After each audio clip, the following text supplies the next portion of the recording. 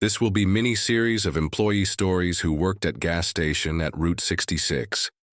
I will tell them until workers run out of stories or until they mysteriously disappear. Enjoy. I never thought a job could unravel a person like this. But here I am, staring out the grimy window of this godforsaken gas station on Route 66, waiting for the next customer to pull up under the flickering neon lights. It's my third week on the night shift, and already I can feel the isolation creeping in like fog off the desert.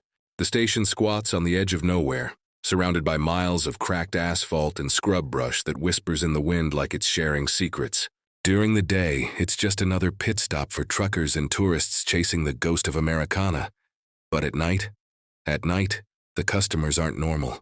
They slither in from the darkness, eyes hollow, movements wrong, like they're wearing skins that don't quite fit. And once they step inside, under the harsh fluorescent buzz, that's when the real nightmare begins. It started innocently enough. I took the job because I needed cash. Bills piling up, no other options in this dying town. The owner, a grizzled old man with a face like weathered leather, handed me the keys and muttered something about keeping the lights on and not asking questions. I laughed it off, figured he was just eccentric. My shifts run from midnight to dawn, alone in the booth with racks of stale chips, lottery tickets, and a coffee machine that spits out sludge thicker than tar. The register's ancient. The security camera's a joke. Grainy feed that loops every hour, useless against whatever lurks out there. But on my first night, I learned quick. The road brings in things that shouldn't be. The bell above the door jingles, pulling me from my thoughts. It's around 2 in the morning, or whenever. The clock on the wall stopped weeks ago, hands frozen at 12 like a bad omen. In shuffles this guy, tall and gaunt, wearing a coat that hangs off him like it's borrowed from a corpse. His skin is pale, almost translucent under the lights, veins pulsing blue like rivers under ice.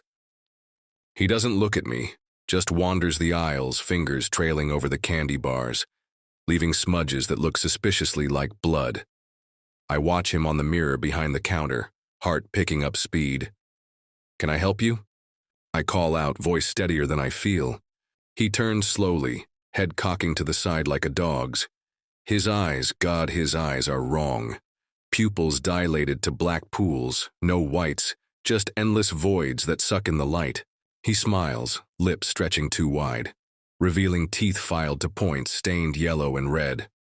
"Just browsing," he rasps, voice like gravel scraping bone. He picks up a pack of gum, crushes it in his fist, and lets the pieces fall like confetti. Then he leans over the counter, breath hot and foul, reeking of rot and something metallic. "You new here? The last one didn't last." I swallow hard, fingers inching toward the panic button under the register. Though who the hell would come? The nearest cop is 50 miles away, probably snoring in his cruiser. "Yeah, new, that'll be whatever you're buying." He laughs, a wet, gurgling sound, and tosses a crumpled bill onto the counter. As he leaves, I notice his shadow on the wall. It's not matching his movements, lingering a second too long, twisting into shapes that aren't human. The door jingles shut, and he's gone, swallowed by the night. I lock the door behind him, even though policy says not to, and spend the next hour scrubbing those smudges off the shelves. They don't come off clean. They leave streaks that look like fingerprints embedded in the plastic. That was just the appetizer. The real horror hit on my fourth shift. The pumps outside hum faintly, drawing in stragglers like moths to flame. A beat-up van rolls in, no plates, windows tinted black. Out steps a woman, or what I think is a woman. Her hair matted and wild, dress torn at the hem, barefoot on the oil-slicked concrete. She pumps gas without paying first, which sets off alarm bells, but when she comes inside, I forget about the money. Her face is a mask of bruises, purple and swollen. One eye puffed shut, but it's the way she moves, jerky and deliberate, like strings are pulling her limbs. "Evening," I say, trying to sound casual. She doesn't respond, just grabs a bottle of water and twists the cap off with her teeth. Teeth that gleam too sharp, too many. She drinks half, then pours the rest over her head, water mixing with what looks like blood trickling from her scalp. "You okay? Need help?" Stupid question. but I'm human. Or at least I was back then. She fixes her good eye on me, the iris swirling like oil in water. "Help?" she echoes, voice a whisper that echoes in my skull. Then she reaches into her dress pocket and pulls out something small, wet, and wriggling. It's a finger, severed, fresh, nail still manicured pink. She places it on the counter like change, the stump oozing pus and blood that pools in a sticky circle. "For the gas," she says, and turns to leave. I stare at it, bile rising in my throat. The finger twitches once like it's alive, nail scratching the formica. I grab a napkin, scoop it up, and hurl it into the trash, but not before noticing the ring on it, gold band, engraved with forever. Whose forever? Hers, someone else's. The van peels out, tires screeching, leaving skid marks that smoke in the cool air. I vomit in the sink behind the counter, the acid burning my throat, but it doesn't wash away the image. That night I dream of fingers crawling across my bed, tapping rhythms that spell out warnings. The customers keep coming, each one peeling back another layer of sanity. There's the kid, can't be more than 12, who wanders in barefoot, clothes soaked through despite no rain for weeks. He buys a candy bar, pays with coins that feel warm, like they've been clutched in a fevered hand. As he eats, chocolate melting down his chin, I see his tongue, forked, darting out to lick the wrapper clean. He tells me stories while he chews, voice piping and innocent. "Mommy says the road eats people, swallows them whole and spits out bones." He points to the window where shadows dance beyond the pumps. "See? There's one now." I look and swear I see a figure hunched over, gnawing on something pale and bony. The kid giggles and skips out, leaving footprints that steam on the tile. Then there's the trucker, barrel-chested and bearded, who slams through the door like he owns the place. He demands coffee, black, and as I pour it, his hand brushes mine, skin cold as marble, no pulse when I accidentally feel for it. He sips, steam rising, but his eyes never blink. "Long haul," he grunts. "Picked up a hitchhiker outside Albuquerque. Chatty fella." He pulls out a jar from his jacket, glass, foggy, filled with what looks like pickled onions. But they're not onions. They're eyes, floating in brine, pupils staring in all directions. "He don't talk much now," the trucker says, shaking the jar so they bob and clink. One eye presses against the glass, locking onto me, and I swear it winks. I back away, knocking over a display of energy drinks that clatter like bones. "What the fuck is that?" I whisper. But he just laughs, deep and rumbling, and leaves the jar on the counter as a tip. I don't touch it, just shove it under the sink with a broom. But all night I hear faint splashing like something swimming inside. By the end of that shift, I'm shaking, chain-smoking behind the station to calm my nerves. The desert stretches out, stars pinpricking the sky like accusatory eyes. I hear howls in the distance. Not coyotes, something throatier, hungrier. Back inside, I check the register. Bills crumpled, some stained with what could be dirt or dried blood. I count them twice, fingers trembling, and notice one note has writing scrawled in red. "They come for the light. Don't turn it off." The old man warned me, but I didn't listen. Now, as dawn creeps in, gray and reluctant, I wonder if I'll make it through another night. The customers aren't just weird. They're fragments of hell leaking onto the road. And tonight? Tonight feels different. The wind picks up, rattling the signs, and in the distance, headlights approach. Slow, deliberate, like predators stalking prey. I grip the counter, knuckles white, praying it's just a normal Joe needing gas. But deep down, I know better. The bell jingles and the door swings open. That's when the real terror starts to unfold. The figure in the doorway isn't human. At least not anymore. It's hunched, shoulders sloping unnaturally, skin hanging in folds like melted wax. It shambles forward, dragging one foot that twists at an impossible angle, bone protruding through the shoe, grinding against the floor with each step. The sound is wet, crunching, like stepping on fresh gravel mixed with flesh. Blood trails behind it, thick and black, pooling in footprints that sizzle on the cold tile. "Welcome," I croak, throat dry as sand. It doesn't speak, just points a gnarled finger at the cooler. I nod, frozen, as it lurches over, door creaking open. Inside, the bottles glint, but it ignores them, reaching instead for the back shelf where we keep the expired milk. Curdled, chunks floating like drowned insects. Grabs a carton, rips the top off with claws that extend from its nails, yellow and hooked. Then it drinks, or rather pours it down its throat. White sludge spilling over lips split to the ears, revealing rows of jagged teeth embedded in gums that bleed freely. As it turns to me, I see its face fully. Eyes sunken into sockets rimmed with pus, nose a gaping hole where cartilage has rotted away, maggots wriggling in the cavities. One falls out, plopping onto the counter, squirming blindly. "Pay," it gurgles, voice bubbling like it's drowning in its own fluids. It slams down payment. Not money, but a handful of teeth, human molars, roots still attached, flecked with bits of gum and nerve endings that twitch like live wires. I recoil, stomach heaving, but it leans closer, breath a stench of decay and bile that makes my eyes water. "You see them too?" It whispers, tongue lolling out, forked and black. "The ones in the mirrors." I glance at the security mirror. My reflection stares back, but behind me, shapes shift. Faces pressing against the glass from inside, mouths open in silent screams. It leaves, door banging shut, but the maggot remains, inching toward me. I smash it with a magazine, green ichor splattering, but the stain spreads, forming patterns that look like words. Run. I can't run. The shift isn't over and something tells me the road won't let me go. More headlights pierce the dark, engines rumbling like growls.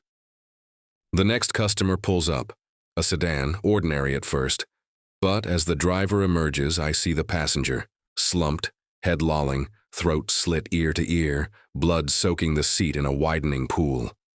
The driver smiles at me through the window, waving cheerfully as if it's just another fill-up. My hands shake as I flip the sign to open, knowing I'm trapped in this cycle. The gas station isn't just a job, it's a beacon, drawing in the damned. And night after night they come, each more broken, more grotesque, whispering truths I don't want to hear. About the road that twists souls, about the darkness that hungers. I pour another coffee, bitter and black, and wait. Because out here on Route 66, the customers aren't normal, and neither am I anymore. The sedan's headlights cut through the pre-dawn gloom like knives, their glare bouncing off the gas station's grimy windows. I'm still reeling from the last customer, the maggot smear on the counter a sickly reminder of what just shambled out. My pulse hammers in my ears as the driver steps from the car, his cheerful wave a mockery of normalcy. He's middle-aged, balding, wearing a flannel shirt tucked into khakis. Ordinary, except for the blood splattered across his collar, dried into crusty streaks. In the passenger seat, the slumped figure doesn't move, throat gaping like a second mouth, blood congealing in a dark pool that seeps into the upholstery. I grip the counter, nails digging into the chipped formica, and force a smile as the bell jingles and he steps inside. "Evening," he says, voice bright like he's selling insurance. His eyes, though, they're feverish, darting, pupils pinpricks that don't match his grin. He smells of copper and sweat, and as he leans on the counter, his fingers leave sticky red prints. "Just need a fill-up, pump 3. Oh, and a pack of smokes, Marlboro's red." I nod, throat tight, and reach for the cigarettes. My hands shake, knocking a lighter to the floor. As I bend to grab it, I glimpse the security mirror. The passenger's reflection is there, but it's wrong. Her head's upright, eyes open, staring straight at me through the glass, lips moving soundlessly. I jerk upright, heart lurching, but when I glance outside, she's still slumped, lifeless. "That, all?" I stammer, sliding the smokes across. He chuckles, low and wet like something's caught in his throat. "Yeah, she's fine," he says, unprompted, nodding toward the car. "Had a rough night. You know how it is." He pulls out a wallet, leather-stained dark, and tosses a wad of bills onto the counter. One flutters open. There's a face drawn on it in red ink, eyes scratched out, mouth a jagged slash. "Keep the change," he says, and winks like we're sharing a secret. I don't touch the money. I can't. The bills feel alive, pulsing faintly under the fluorescent hum. He grabs the cigarettes, tears the pack open with his teeth, and lights one right there. Smoke curling up in tendrils that seem to linger too long, forming shapes in the air. Hands, maybe, or claws. You ever wonder what's out there? He asks, exhaling toward the window. Past the pumps where the road goes dark? Things live there, things that watch. I don't answer. Just punch in the sale, eyes fixed on the register. The numbers flicker, displaying gibberish. Letters, symbols, then a word. Leave. I blink and it's gone, back to numbers. He's still talking, voice dropping to a whisper. They come here for the light, but they don't leave empty-handed, you'll see. He turns, cigarette dangling, and strolls out, leaving a trail of ash that smells like charred meat. The door shuts, and I'm alone again, but the air feels heavier, like the station's holding its breath. I glance at the sedan, still there, idling, exhaust curling like a snake. The passenger's head twitches just once, and I swear her eyes snap open, locking onto mine through the window. Then the car peels out, gravel spitting, and vanishes into the black stretch of Route 66. The bills on the counter are gone, replaced by a single tooth, canine, root glistening with fresh blood. I sweep it into the trash with a pen, gagging, and scrub my hands until they're raw. The rest of the shift creeps by, each minute stretching like taffy.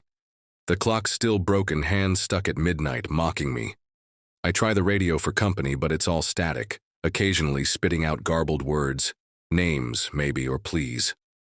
I turn it off when it starts whispering my name, over and over in a voice that sounds like my own but warped, like it's coming from underwater.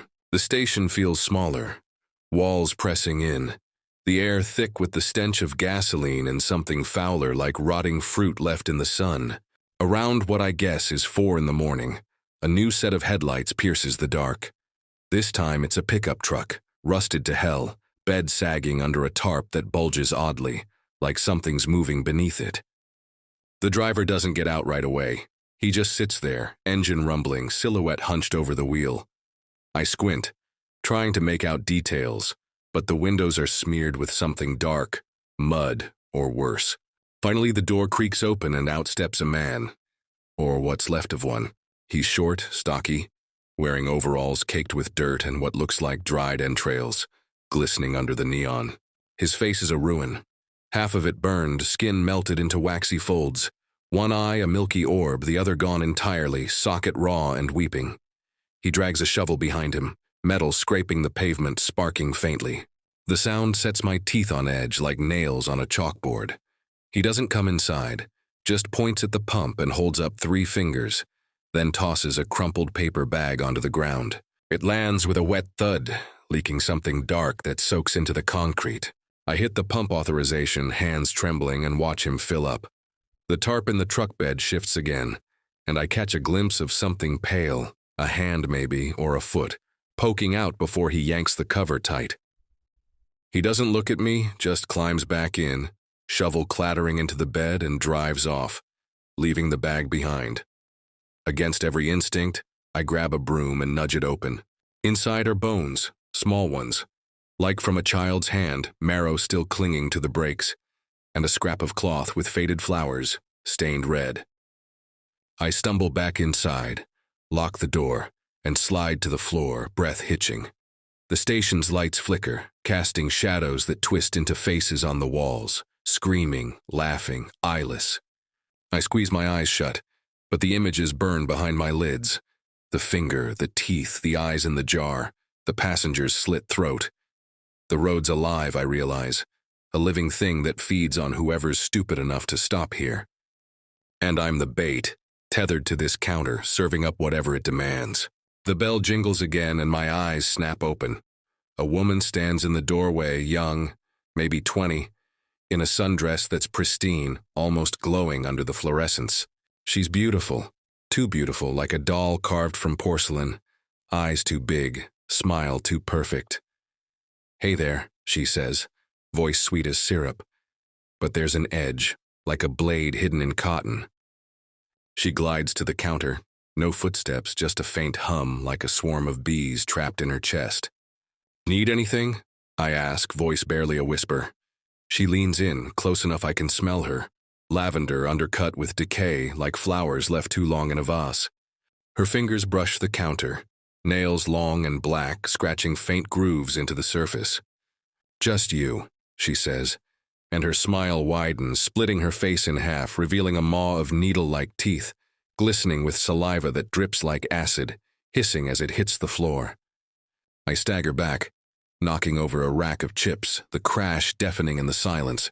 She doesn't move, just watches, head tilting at an angle that cracks her neck with a wet snap. "You're part of it now," she says, tongue flicking out, long and segmented like an insect's. "The road chose you. Serve or be served." She reaches into her dress, pulls out a small glass vial filled with a dark, viscous liquid, and sets it on the counter. It pulses faintly, like a heartbeat. "Drink," she says, and her eyes glow. Not with light, but with absence, twin voids that pull at my soul. "I don't touch it, I can't." She laughs, a sound like glass shattering, and floats backward out the door, into the night. The vial sits there, liquid swirling, whispering things I can't understand but feel in my bones. Promises, threats, truths too big for my mind. I grab it, hurl it into the trash, but the glass doesn't break, just thumps against the plastic, still pulsing. Dawn's close now, the sky bruising purple, but it doesn't feel like salvation. The station's a trap, a lighthouse for the lost, and I'm the keeper, doomed to watch the wrecks pile up. More headlights flicker on the horizon, slow and deliberate, and I know the night's not done with me. The road's hungry, and it's only just started to feed. I light another cigarette, hands shaking so bad I can barely hold the flame, and wait for the next customer, praying they're human, but knowing they won't be.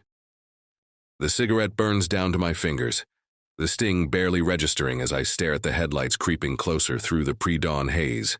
The vial in the trash is still pulsing, a faint thump-thump like a dying heart, and I can't shake the woman's words. Serve or be served. The air in the gas station is thick, heavy with the stench of gasoline, ash, and that sour rot that clings to every customer who walks through the door. The bell jingles, and my stomach twists as a new figure steps inside, the door creaking shut behind them like a coffin lid. He's tall, lanky, dressed in a suit that's too big, sleeves dangling past his knuckles. His face is hidden under a wide-brimmed hat, but I catch glimpses, skin gray and pitted, like it's been eaten away by time or something worse. He moves with a limp, one leg dragging, and the sound of his shoes on the tile is wrong, wet, squelching like he's stepping through mud. He stops at the counter, hat tilted low, and sets down a crumpled paper sack, stained dark and leaking something viscous that smells of copper and decay. "Coffee," he mutters, voice low, like wind through a hollow tree. I nod, turning to the machine, but my eyes stay on the mirror behind the counter. His reflection doesn't match. Where he stands, there's a shadow, tall and jagged with too many arms, fingers stretching like spider legs across the glass. I pour the coffee, hands trembling, and slide it over, careful not to touch the sack. "That'll be $2, I say, voice cracking. He doesn't reach for money. Instead, he nudges the sack closer. It shifts, something inside rolling with a soft thud. "Payment," he says, and tips his hat up just enough for me to see his face.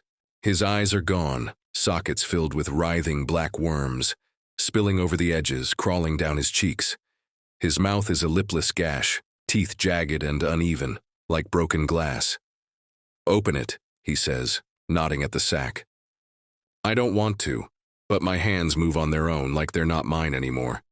The paper tears easily, too easily, and the smell hits me. Rotting meat, sour bile, and something sharp like ammonia. Inside is a heart, human-sized, still beating, veins dangling like cut wires, oozing blood that pools on the counter, seeping into the cracks. It pulses in time with the vial in the trash, a sickening rhythm that makes my head throb. "Good for the coffee," he says and grabs the cup, slurping it down. The liquid spills through his throat, leaking out holes in his neck, splattering the floor in black streaks. I gag, stumbling back, but he just laughs, a dry, rattling sound like bones in a tin can. "You're learning," he says, worms wriggling faster, one dropping to the counter, squirming toward me. The road pays what it owes. So will you. He turns, dragging his leg, and leaves, the sack still sitting there, heart twitching, blood spreading like ink. I grab a rag, try to wipe it up, but the blood's sticky, clinging to my fingers, warm and alive. I shove the sack into the trash, heart and all, but it keeps beating, louder now, echoing in my chest like it's trying to replace my own. The station feels smaller, the walls pulsing faintly, like they're breathing with it. I light another cigarette, but the smoke tastes wrong, bitter, metallic, like I'm inhaling the air from a slaughterhouse. The next customer doesn't drive up. They just appear, standing at the edge of the lot, where the neon glow fades into shadow. It's a child, maybe 8, in a nightgown stained with dirt and what looks like ash. She's barefoot, clutching a teddy bear with one eye missing, stuffing spilling from its torn belly. She doesn't move, just stares, her face pale, lips blue, like she's been dead for hours. But her eyes, they're alive, too alive, glowing faintly red like embers in a dying fire. I don't open the door. I can't. But the bell jingles anyway, and she's inside, standing in front of the counter without crossing the space between. "Candy," she says, voice high and sweet, but layered, like a dozen voices speaking at once. She points at the rack of sweets, the bear dangling from her hand, dripping something dark onto the floor. Oil, maybe, or blood. I grab a Snickers, toss it to her, hoping she'll leave. She catches it, fingers cold and bony brushing mine, and I flinch. Her skin feels like wet leather, peeling away in flakes. She tears the wrapper open with her teeth, and I see her mouth. Too wide, filled with rows of tiny needle-like teeth like a lamprey's. She doesn't chew, just shoves the bar in, wrapper and all, and swallows, throat bulging unnaturally. "More," she says, and holds out the bear. I shake my head, backing away, but she steps closer. The bear's stuffing falling in clumps, revealing something inside. Fingers, small and pale, sewn into the fabric, twitching like they're trying to escape. "Take it," she says, thrusting it forward. I don't, but it's in my hands anyway. Heavy, wet, the fingers curling against my palms. I drop it, bile rising, and it hits the floor with a squelch, splitting open. Inside are more fingers, dozens, stitched together in a writhing mass, nails clicking like insects. "Stop," I whisper. But she's already gone, the door swinging shut, candy rack untouched except for the empty spot where the Snickers was. The bear stays, fingers crawling out, inching toward me across the tile. I kick it under the counter, heart pounding, and hear it scratching. Faint but relentless, like it's trying to climb back out. The station's lights flicker again, longer this time, plunging the room into darkness for a heartbeat. When they come back, the mirrors show things, shapes, faces, hands pressing against the glass, smearing it with blood and grease. I turn away, but the reflections follow, appearing in the chrome of the coffee machine, the glass of the cooler. One face looks like mine, but older, hollowed out, eyes gone, mouth sewn shut with black thread.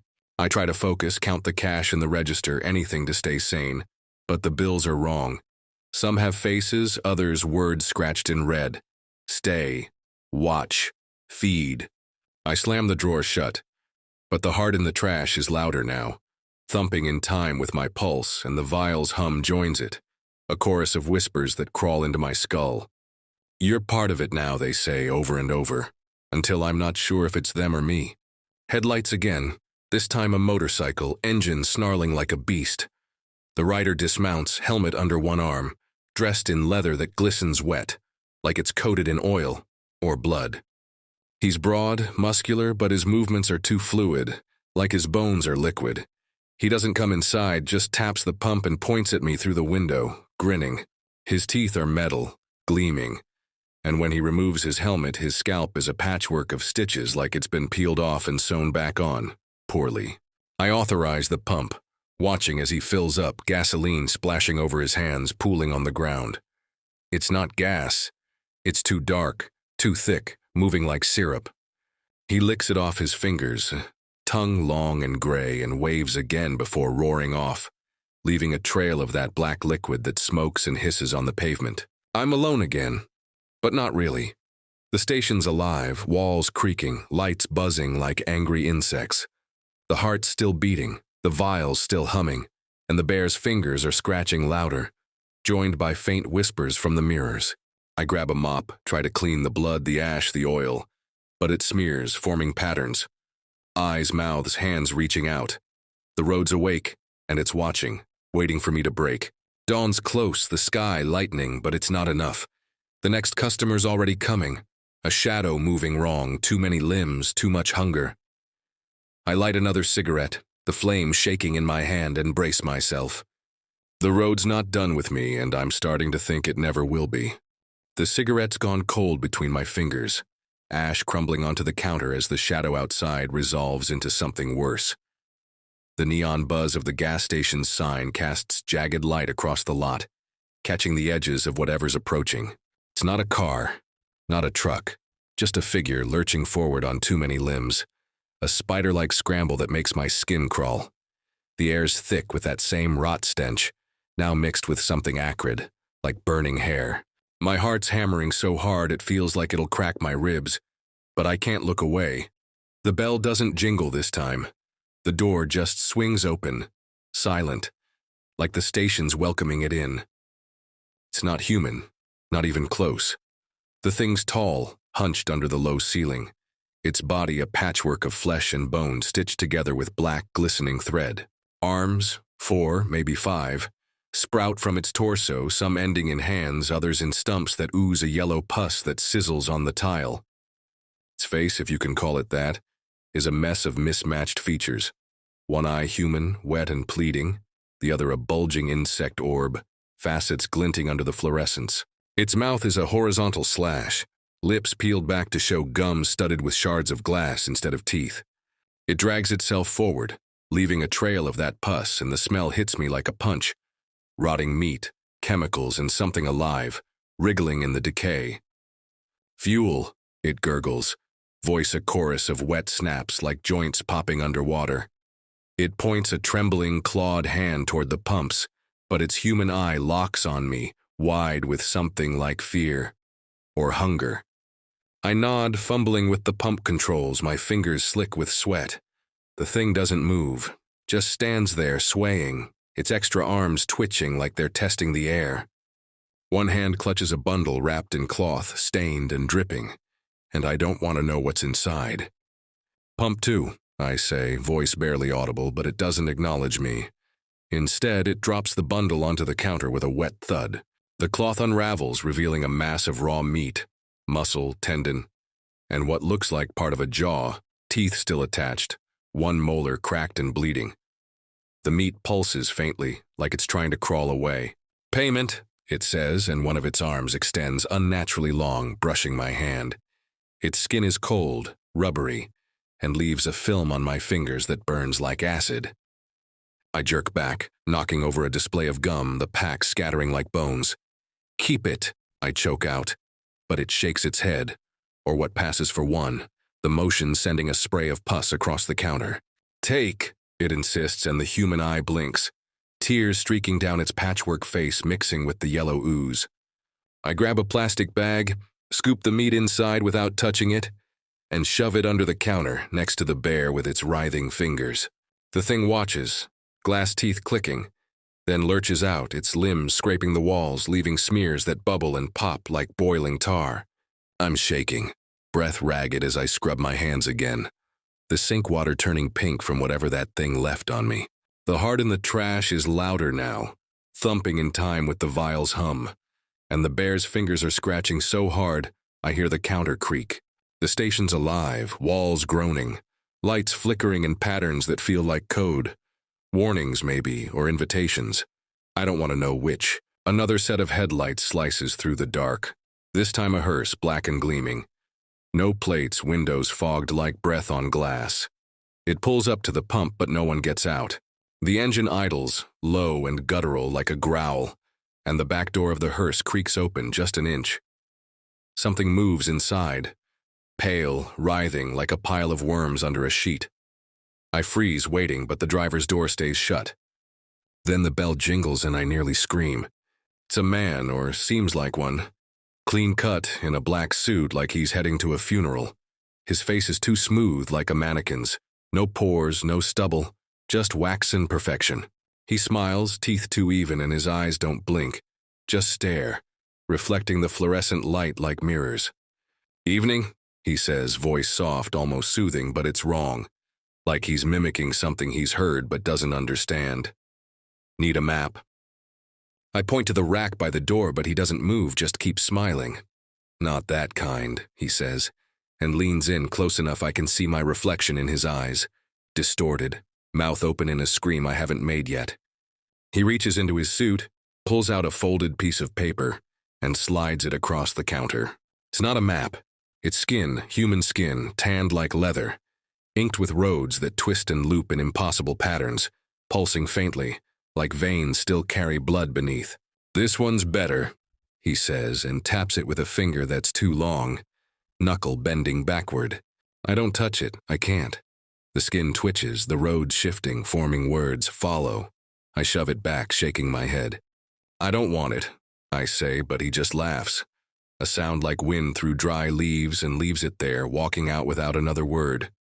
The hearse's back door slams shut as he climbs in, and I catch a glimpse of what's inside. Bodies, or parts of them, stitched together, limbs tangled, mouths moving in silent wails. The hearse pulls away, leaving a trail of frost on the pavement despite the desert heat.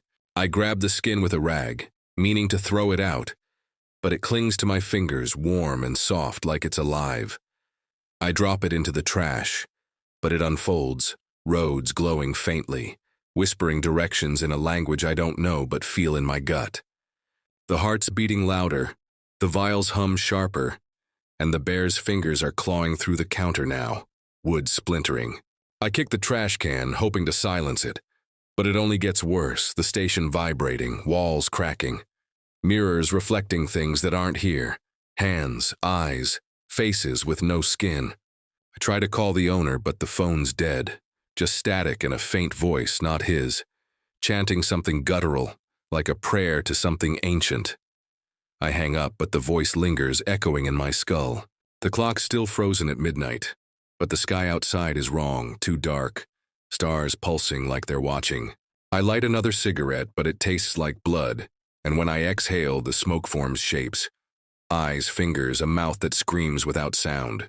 Another customer appears, not driving, just standing at the pump like they stepped out of the dark itself. It's a woman, older in a nurse's uniform, stained with blood and bile, her hands gloved in latex that's torn, revealing nails crusted with dirt and flesh. She carries a medical bag, leather cracked, leaking a black fluid that smells like formaldehyde. She doesn't come inside, just points at the pump and drops something on the ground. A syringe, needle bent, filled with a liquid that glows green, bubbling like it's alive. I authorize the pump, watching as she fills a canister, not a car. The liquid isn't gas, it's thick, glowing, and when it spills, it eats into the concrete, leaving holes that smoke and hiss. She looks at me through the window, her face splitting into a grin, one eye dangling from its socket, held by a thread of nerve. She mouths something, "Join us," and walks into the dark, bag-dripping, syringe rolling toward the door like it's chasing me. I lock the door again, though it's pointless. The station's not protecting me, it's feeding on me, just like the road. The heart, the vial, the bear, the skin, they're all part of it. Pieces of a puzzle I'm too scared to solve. The mirrors show me now, but not me. My face, but with eyes sewn shut, mouth bleeding, hands reaching for my chest. Dawn's coming, but it's not salvation. The road's awake and it's calling my name. The station's air is suffocating now, thick with the stench of formaldehyde from the nurse's dripping bag, and the lingering rot of every customer who's crossed the threshold tonight. The mirrors are alive, reflecting not just me, but versions of me. Skin flayed, eyes hollow, mouth stitched with wire that drips blood. The heart in the trash thumps louder. A drum beat synced with the vial's hum and the bear's scratching fingers, now splintering through the counter's underside. The skin map, still in the trash, pulses with its glowing roads, whispering directions that burrow into my skull like worms. I'm trapped, pinned under the weight of Route 66's hunger, and the next customer's already here, their shadow stretching long across the lot. moving without a source. No headlights this time, just a figure shambling out of the dark, too tall, too thin, like a scarecrow torn from its post. The bell doesn't ring.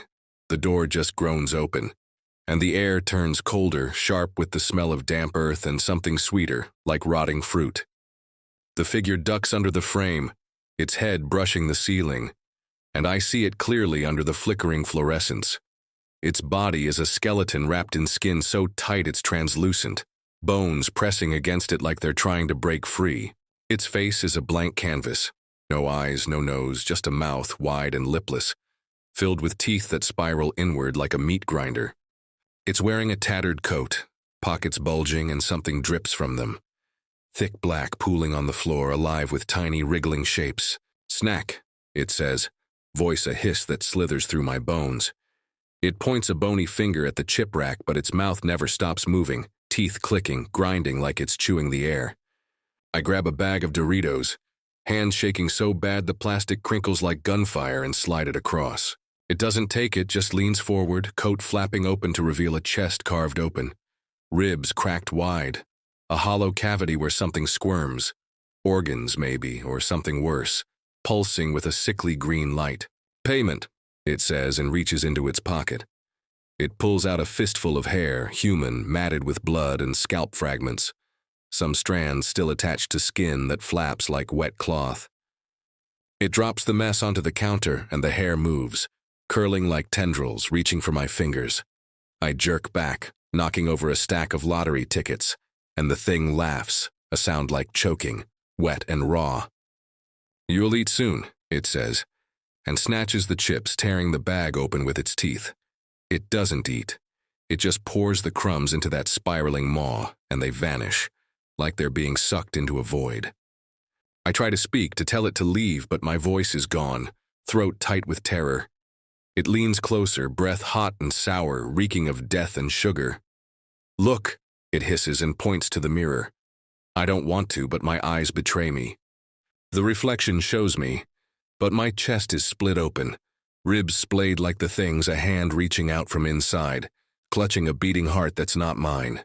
The thing laughs again, louder, and shambles out, leaving the hair on the counter still writhing, weaving itself into knots that spell stay.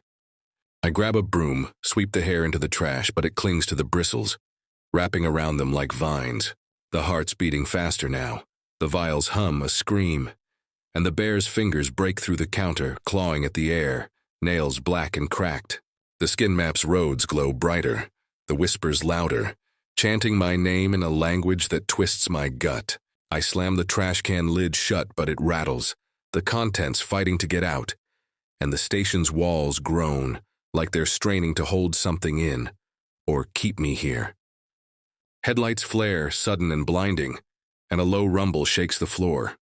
It's a bus, old and rusted, windows boarded up except for one, where a single eye peers out, unblinking, yellow and slitted like a cat's. The door hisses open, and a group of figures spills out, 5, maybe 6, moving in a huddle, their shapes blurred, like they're not fully here. They don't come inside, just crowd around the pump, hands reaching for the nozzle. They're dressed in rags, faces hidden under hoods, but their hands, God, their hands are wrong. Fingers fused into claws, skin peeling back to show bone and muscle glistening wet. One steps forward, closer to the window, and I see its face, or lack of it. Where a mouth should be is a hole, raw and red, like it's been carved out with a dull knife. It holds up a jar, glass cracked, filled with a swirling gray mist that presses against the sides, forming faces that scream silently. "Gas," it says, voice coming from nowhere, echoing in my head. I authorize the pump, watching as they fill not the bus but the jar, pouring in that thick black liquid from earlier, the one that ate the concrete. The mist inside writhes, faces contorting, and one looks like the woman from the sedan, her slit throat gaping wider. They don't pay, just climb back into the bus, the eye in the window still watching me as they drive off. The jar left behind on the pavement, mist pounding against the glass like it's trying to escape. I don't go out to get it. I can't. The station's lights flicker again, longer this time, and when they come back, The mirrors show a crowd behind me. Pale figures, eyeless, mouths open, hands reaching. I spin around, but no one's there. Just the empty aisles, the buzzing fluorescence, the blood stains that won't come out. I try the phone again, desperate, but it's just static, now laced with laughter. High, childlike, then deep and guttural, blending into a cacophony that makes my ears bleed. I slam it down, blood trickling down my neck, and notice my reflection again. My eyes are wrong, pupils dilating, swallowing the whites like the first customers. I blink and it's gone, but my hands are shaking, nails digging into my palms, drawing blood that smells like the station, like gasoline and death. Another shadow moves outside, this one low, crawling along the ground like an animal. It's small, dog-sized, but its shape is wrong. Too many legs, head too big, dragging itself toward the door. The bell jingles and it slinks inside, a creature made of bone and sinew. No fur, just raw muscle glistening under the lights. Its head is a skull, human but warped, jaw unhinged, teeth dangling like loose keys. It doesn't speak, just scuttles to the cooler, clawing at the glass until it shatters. Bottles crashing, water and soda mixing with the black ooze it leaves behind. It grabs a bottle, bites the top off and drinks, liquid pouring through its open jaw, spilling onto the floor. Then it turns to me, skull tilting, and drops something at my feet. A tongue, human, still twitching, coated in saliva that smells like burnt sugar. It scuttles out, leaving claw marks in the tile, and I'm left staring at the tongue, curling like it's trying to speak. I kick it under the counter, next to the bear, the heart, the map, the hair. The station's closing in, walls bending, ceiling sagging, like it's swallowing me whole. The whispers are louder, chanting serve or be served, and my reflection shows me with no face, just a mouth, teeth spiraling like the scarecrow's. Dawn's close, but it's not enough. The road's alive and it's claiming me, piece by piece. The station's walls pulse now, like a heart too big for its cage, and the air is so thick with rot and gasoline it coats my throat like oil. The tongue from the last customer writhes under the counter, its wet slaps joining the heart's relentless thump, the vial's piercing hum, the bear's clawing fingers, and the skin map's whispered directions. Now a scream in my head. Serve, or be served. My reflection in the mirrors is barely me. Skin graying, eyes sinking into black pits, mouth stretching too wide like I'm becoming one of them. The road's not just hungry, it's rewriting me. And the final customer of the night is already here. Their presence a weight that makes the floor creak. No headlights, no engine rumble. Just a figure standing at the edge of the lot. Motionless, too still, like they've always been there, waiting. The neon sign flickers, casting their shadow long and jagged, stretching across the pavement, clawing at the door. The bell doesn't ring. The door just opens, slow and silent, and they step inside. It's a man, or was. Average height, dressed in a gray hoodie and jeans, but his skin is wrong, sagging like wet clay, dripping onto the floor in clumps that hiss and smoke. His face is a ruin, half melted, one cheek sloughed off to show bone and muscle, the other swollen, pulsing with something moving beneath. His eyes are mismatched. One human, bloodshot, the other a milky orb, split by a vertical slit like a snake's. He doesn't speak, just shuffles to the counter, dragging one foot that's twisted backward, ankle bone jutting through torn flesh, grinding against the tile. The sound is unbearable, a wet crunch that sets my teeth on edge. He stops, leans forward, and I see it. His chest is caved in, ribs splintered outward like a broken cage, and inside something writhes, a mass of black tendrils, slick and gleaming, like eels swimming in blood. He reaches into his hoodie, pulls out a small rusted tin and sets it down.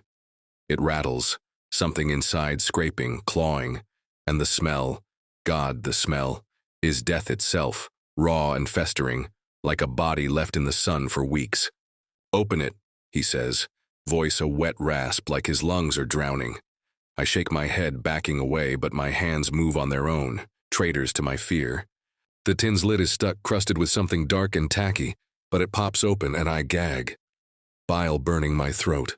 Inside are eyes, dozens, human, animal, some I can't name, all staring, pupils twitching, some still trailing optic nerves that curl like worms. One blinks, slow and deliberate, and I swear it's mine, the same shade of brown reflecting my terrified face. "Payment," he says, and grabs a pack of gum from the counter, tearing it open with fingers that bend too far back, snapping like dry twigs. He doesn't chew, just shoves the gum into his chest where the tendrils snatch it, pulling it into the writhing mass with a sickening slurp. I shove the tin away, but the eyes keep watching, rolling in their bed of rot.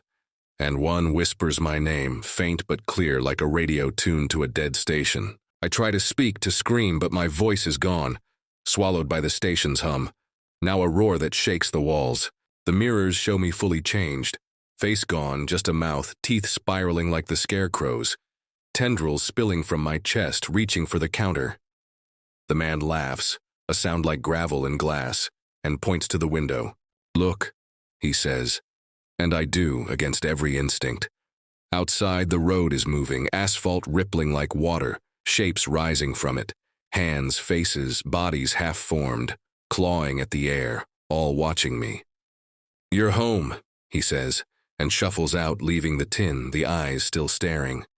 The door slams shut and the station shakes, lights flickering, plunging me into darkness. When they snap back on, the mirrors are empty. No reflections, just black like the road swallowed them. The heart in the trash is silent now, but the vial's hum is deafening. The bear's fingers breaking through the counter, grabbing my ankle, nails digging into my flesh. I kick free, blood welling, and the skin map's roads glow brighter, spelling my name in loops that tighten like a noose. I stumble to the door, desperate to run, but it's locked. The key gone, the handle hot as a brand. Outside, the road pulses, the shapes closer now, crawling toward the station, their mouths open, teeth glinting. I pound on the glass, screaming, but the sound stays trapped in my throat and the station laughs, a low, guttural rumble that shakes the floor. The tin's eyes roll toward me, the bear's fingers claw higher, and the map's whispers are commands now. Serve, or be served. I turn to the counter, grab the vial, its liquid burning my hand, and hurl it at the wall. It shatters, but the liquid doesn't spill. It crawls, forming words on the plaster. "You are the road." The heart in the trash bursts, blood spraying, coating the counter, the mirrors, my hands. And it's warm, alive, pulling me down. The bear's fingers wrap around my wrist, dragging me under the counter, where the tin waits, eyes blinking, welcoming me. The station's walls close in, ceiling sagging, floor buckling, and I feel it. The road inside me, rewriting my bones, my blood, my soul. My reflection flickers back, but it's not me. It's all of them, the customers, their faces layered over mine. Eyes, teeth, tendrils, all screaming. I'm not just serving them, I'm becoming them. A piece of the road's endless hunger. Dawn breaks, gray and weak, but it's not enough. The shapes outside press against the glass, fingers smearing blood and pus, mouths whispering my name. The door swings open, unbidden, and they pour in. Every customer, or pieces of them stitched together, a mass of flesh and bone and hunger. The scarecrow's teeth spiral, the nurse's syringe glows, the child's bear crawls, fingers writhing. They reach for me, and I can't fight, can't run. The road's in me now, and I'm its keeper. I fall to my knees, the station collapsing around me, walls melting into asphalt, ceiling dissolving into sky. The customers merge, a single entity, towering, faceless, its chest a void that pulls me in. I scream, but it's their voice, not mine. And as I'm swallowed, I see the road stretching out, endless, lined with stations just like this, each with a keeper, each feeding the hunger. I wake, or think I do, behind the counter. The station whole again, lights buzzing, clock still frozen at midnight. The trash is empty, no heart, no vial, no bear, no map, no eyes. But my hands are wrong, skin too tight, nails black and cracked. I look in the mirror and my eyes are gone, just void staring back. The bell jingles and a car pulls up, headlights cutting through the dark. I smile, teeth sharp, and unlock the door. "Welcome," I say, voice not mine, as the customer steps inside. their face already blurring, becoming part of the road. I'm not just the keeper now. I'm the station, the road, the hunger. And as they approach, I know. There's no leaving, not for them, not for me. The night shift never ends. That's all for today. Hope you can still sleep tonight. Make sure to tune in tomorrow for next story.